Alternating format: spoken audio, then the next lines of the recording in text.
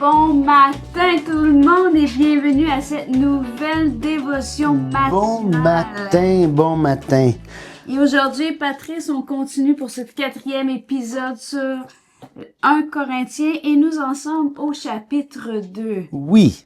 Donc, si tu veux, je vais lire. Pour moi, frère, lorsque je suis allé chez vous, ce n'est pas avec une supériorité de langage ou de sagesse que je suis allé vous annoncer le témoignage de Dieu. Car je n'ai pas eu la pensée de savoir parmi vous autre chose que Jésus-Christ et Jésus-Christ crucifié. Moi-même, j'étais auprès de vous dans un état de faiblesse, de crainte et de grand tremblement. Et ma parole et ma prédication ne reposaient pas sur le discours persuasif de la sagesse, mais sur une démonstration d'esprit et de puissance, afin que votre foi soit fondée non sur la sagesse des hommes, mais sur la puissance de Dieu. Si je me trompe pas, ce passage-là, on l'a déjà regardé hier, mais c'est quand même important de ramener, pour commencer, là, afin que votre foi soit fondée. Et là, c'est intéressant de voir que ça a une importance pour Paul, le fondement de la foi. Et là, on peut continuer, si tu veux. Cependant, c'est une sagesse que nous prêchons parmi les parfaits. Sagesse qui n'est pas de ce siècle, ni des chefs de ce siècle, qui vont être réduits à l'impuissance. Nous prêchons la sagesse de Dieu, mystérieuse et cachée, que Dieu, avant les siècles, avait prédestinée pour notre gloire. Sagesse qu'aucun des chefs de ce siècle n'a connue. Car s'il l'avait connue, il n'aurait pas crucifié le Seigneur de gloire. Mais comme il est écrit, ce sont des choses que l'œil n'a point vues, que l'oreille n'a point entendues et qui ne sont point montées au cœur de l'homme, des choses que Dieu a préparées pour ceux qui l'aiment. Dieu les a révélées par l'Esprit, car l'Esprit sonde tout, même les profondeurs de Dieu. Donc, on a vraiment l'idée que Paul... Et vous vous souvenez, je disais hier comment est-ce que même si Paul va dire que ce n'est pas avec... ma prédication ne reposait pas sur les discours persuasifs de la sagesse, mais sur une démonstration d'esprit de puissance. Vous pouvez voir quand même que ce qui est dit entre les versets 5 et même on aurait pu continuer jusqu'au verset 12, c'est très éloquent. C'est très beau, c'est très... c'est sage, mais c'est beau comment c'est écrit. Alors, il faut jamais mettre en opposition ce qui est spirituel avec la beauté. En fait, si on regarde vous savez, traditionnellement, l'Église, dans la tradition chrétienne, quelle qu'elle soit, et même chez le peuple juif, une des choses qui était considérée, c'est que Dieu avait 2 livres. Le livre de la Bible et le livre de la nature. Et quand on regarde le livre de Dieu de la nature, on voit qu'une des constantes dans la nature, c'est la beauté. Dieu, dans sa créativité, il a créé quelque chose d'extrêmement beau. Il a créé des merveilles extraordinaires. Je veux dire, dans les profondeurs des océans, où personne n'était allé il y a quelques décennies à peine, on regarde avec la lumière et les couleurs et ces couleurs-là, aussi flamboyantes qu'elles sont, ne bénéficient personne puisque ce sont les ténèbres absolues presque dans ces profondeurs-là. Même les poissons eux-mêmes ne peuvent pas les voir. Et pourtant, on voit quelque chose d'extraordinaire. On voit des couleurs, on voit une beauté qui dépasse l'entendement. Et donc, il ne faut jamais mettre en opposition le beau et Dieu. Je pense que la beauté, elle est propre au Seigneur. Puis trop souvent, même dans le christianisme contemporain, on voit les choses qui sont faites d'une manière expéditive, comme si c'était vraiment seulement le spirituel qui comptait. Ou le spirituel, ou même l'utilitaire qui comptait, alors que c'est pas juste l'utilitaire, c'est aussi l'art, c'est aussi la beauté, c'est aussi le merveilleux. Je me suis emporté. Donc, retournons. Donc... Je vais juste voir où est-ce qu'il est ce que tu voulais conclure avec ça. Ce que je voulais conclure, c'est que ce que Paul a écrit ici, c'est très beau. très éloquent. Et quand il dit que ça ne repose pas sur le discours persuasif de la sagesse, mais une démonstration d'esprit de puissance, on voit que la démonstration d'esprit de puissance peut être magnifique. Puis que c'est pas une question d'utilité ou d'utilitaire ou d'utilitarisme. OK. Et je trouve ça très intéressant quand ça dit, mais comme il est écrit, dans le Nouveau Testament, comme je vous ai dit au 31, on voyait que le verset, chapitre 1, verset 31, dans certaines de vos Bibles, il va être un peu décalé, afin, comme il est écrit, que celui qui se glorifie dans le Seigneur. Et là, on a encore cette phrase-là, comme il est écrit, ce sont des choses que l'œil n'a point vues, que l'oreille, mais là, il n'est pas mis en décalé. Donc, ce que ça nous indique, c'est que c'est un texte qui vient de l'Ancien Testament. Bien, dépendant de vos Bibles, là, bien entendu, mais dans ma Bible, c'est un texte qui vient aussi de l'Ancien Testament, mais qui n'est pas écrit textuellement. Donc, ce sont les paroles qui sont reprises ou l'idée qui est reprise. Et là, je trouve ça intéressant parce que, tu sais, vous vous rappelez, dans les premiers, je pense que c'est la première épisode, on vous disait que lorsqu'on a vu, quand on voit le Fils, on voyait le Père agir. On a vu que Dieu est le même dans l'Ancien Testament comme dans le Nouveau Testament. Et on a cette présentation ici de Paul de la croix, ce témoignage, comme il dit, là, je suis venu rendre témoignage, attends que je cherche, je viens de... OK, je suis allé vous annoncer le témoignage de Dieu. Donc, et il a présenté Christ crucifié. Puis là, il dit, ce sont des choses que l'œil n'a point vues, que l'oreille n'a point entendues, qui ne sont pas montées au cœur de l'homme, des choses que Dieu a préparées pour ceux qui l'aiment. Et là, c'est intéressant d'aller voir dans Isaïe 64, un passage que je trouve magnifique, qui dit, dans Isaïe 64, au verset... allons-y au verset, le dernier verset de 63 en fait. « Oh, si tu désirais les cieux et si tu descendais, les montagnes s'ébranleraient devant toi. Comme s'allume un feu de bois sec, comme s'évapore l'eau qui bouillonne, tes ennemis connaîtraient ton nom et les nations trembleraient devant toi.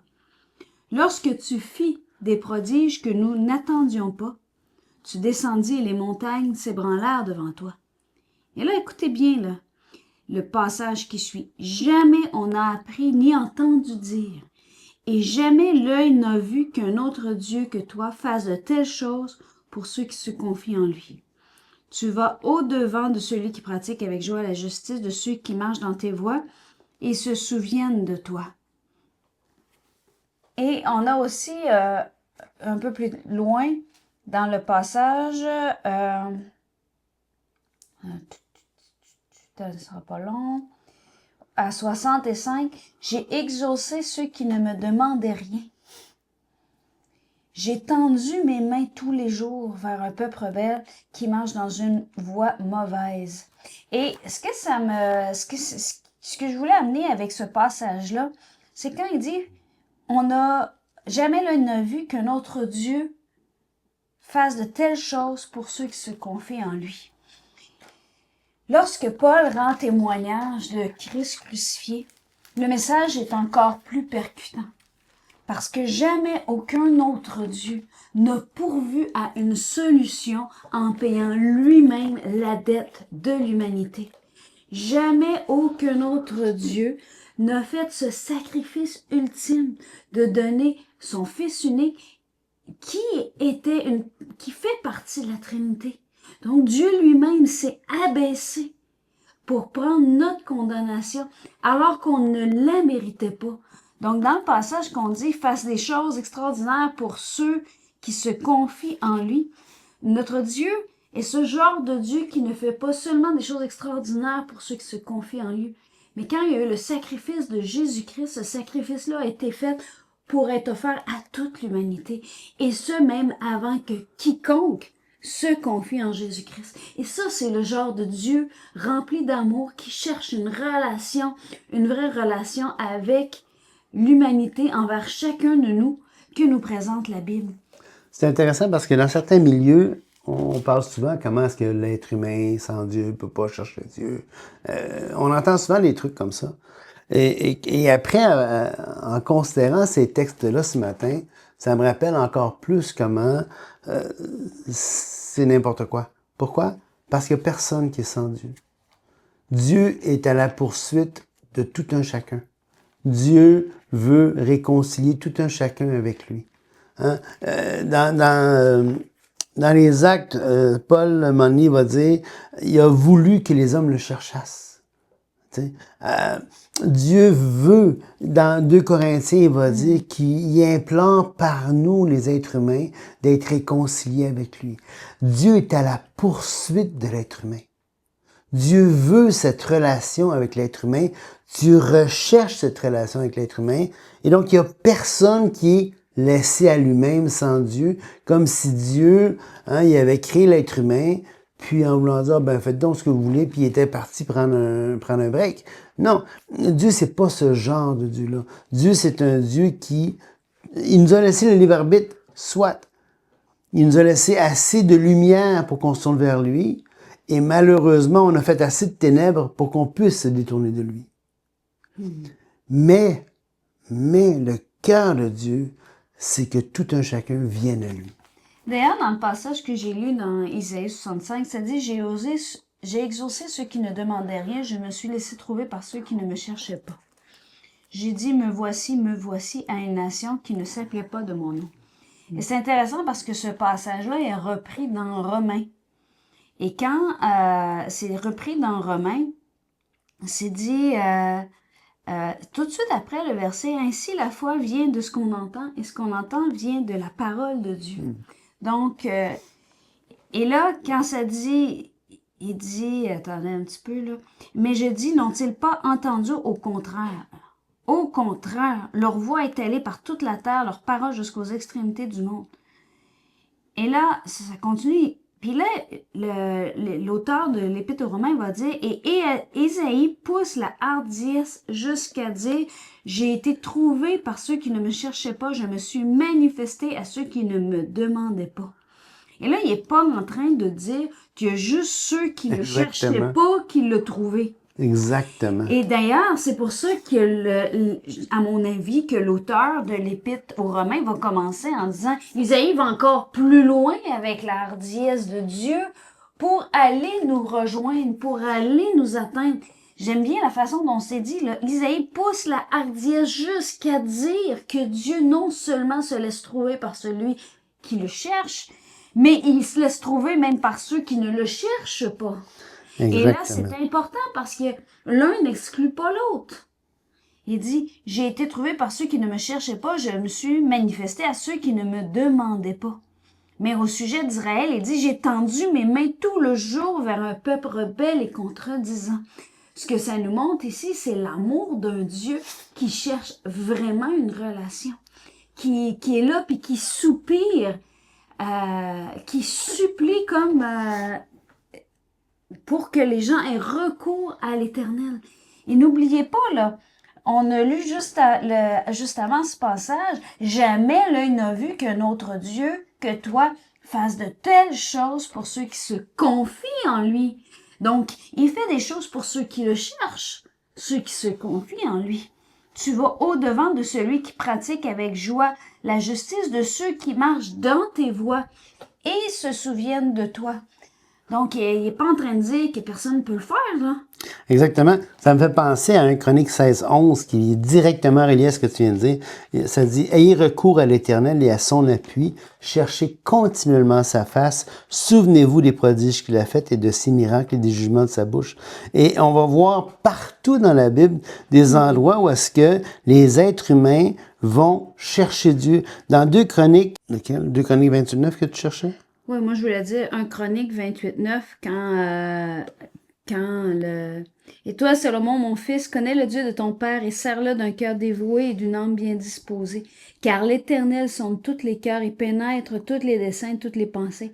Si tu le cherches, il se laissera trouver par toi. Ça, c'est vraiment important.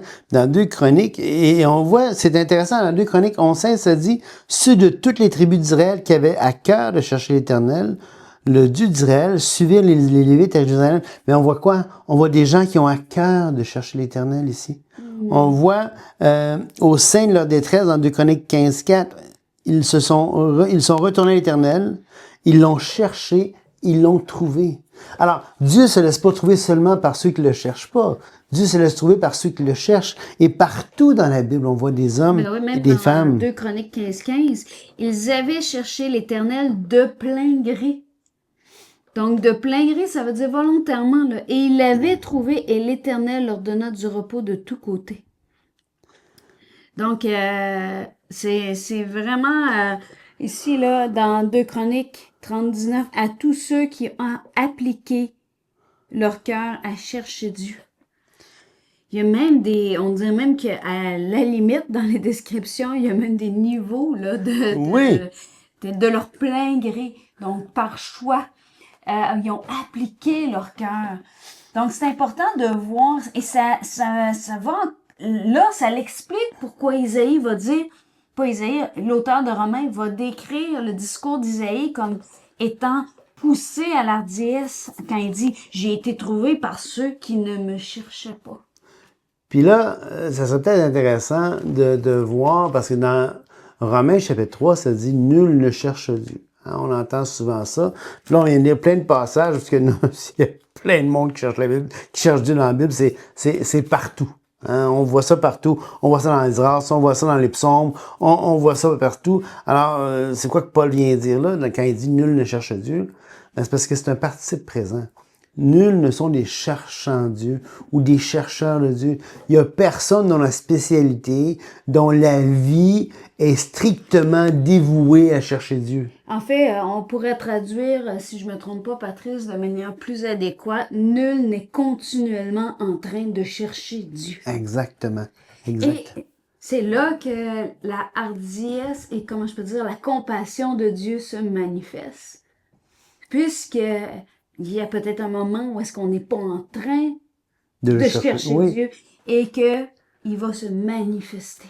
Et rappelez-vous, il n'y a aucun autre. C'est pour ça qu'il se dit dans le passage ici, ce sont des choses que l'œil n'a point vues, que l'oreille n'a point entendues, qui ne sont point montées au cœur de l'homme. Des choses que Dieu a préparées pour ceux qui l'aiment. Les bontés de l'Éternel ne sont pas épuisées. Il nous aime vraiment. Et sur ce, on vous souhaite une excellente journée. Soyez bénis. Que Dieu vous bénisse. Au revoir.